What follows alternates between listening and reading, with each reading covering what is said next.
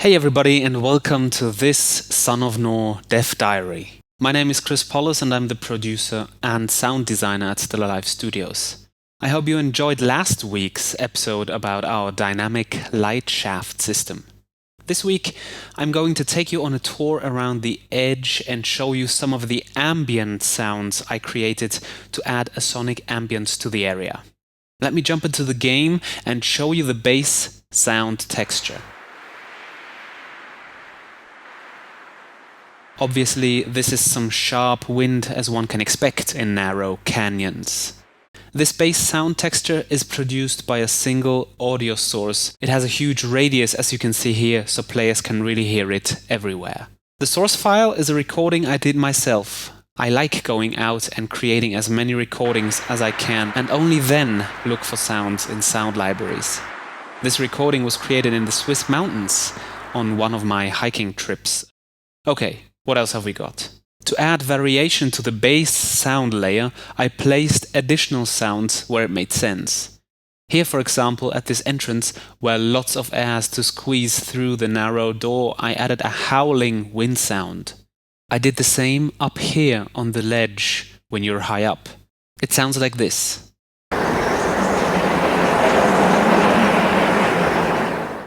Now let's jump in the game and slowly move up to the ledge to hear the howling wind sound coming in.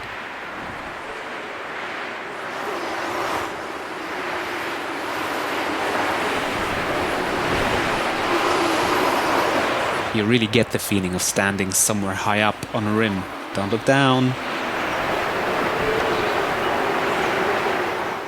As you can see, I placed this howling wind in several places. Here too, where we have a small open cave and wind blows through narrow passages. In all cases, I use a relatively long volume roll-off, so the sound can come in smoothly as you're entering the area and can fade out smoothly again when you leave it.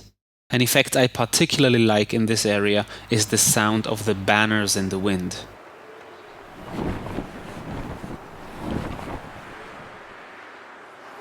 This is a little special as we wrote our own trigger for it.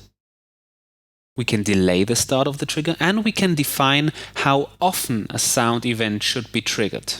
In this case, I trigger the banner sound every 8 seconds. We don't use the standard audio source for this one. We got a plugin called Audio Toolkit by Clockstone Software. I did some UI testing for them and together we could add some very neat functions for us sound designers. Let's just quickly have a look at it. That's the audio toolkit. I can divide sounds into categories, like here, the environment, and single events, the banners. Below that, you have all the sounds in this single event. The banners are made up of 3 single sounds, of which I play a random one each time our self-made trigger fires. A banner sounds like this.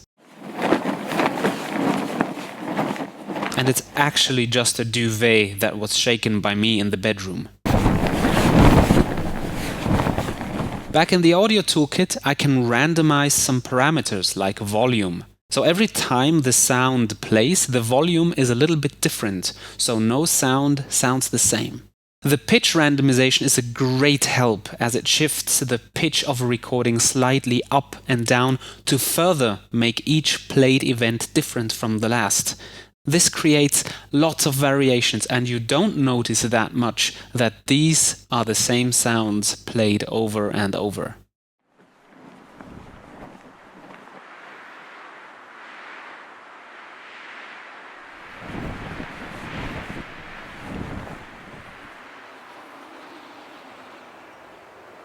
The last thing I'd like to show you is the waterfall.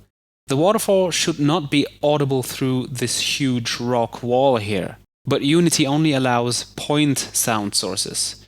You cannot model the sound to extend in one direction along the narrow canyon here, for example, while not go through the geometry.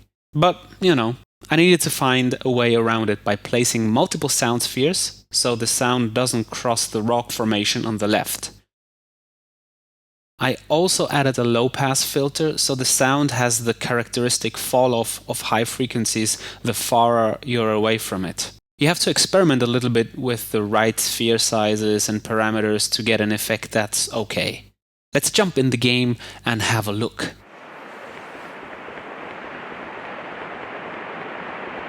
Here I am at the entrance and I can already hear the faint, dull sound of the waterfall. And as I get closer, I can hear the high frequencies coming in and getting louder until I'm in front of the waterfall.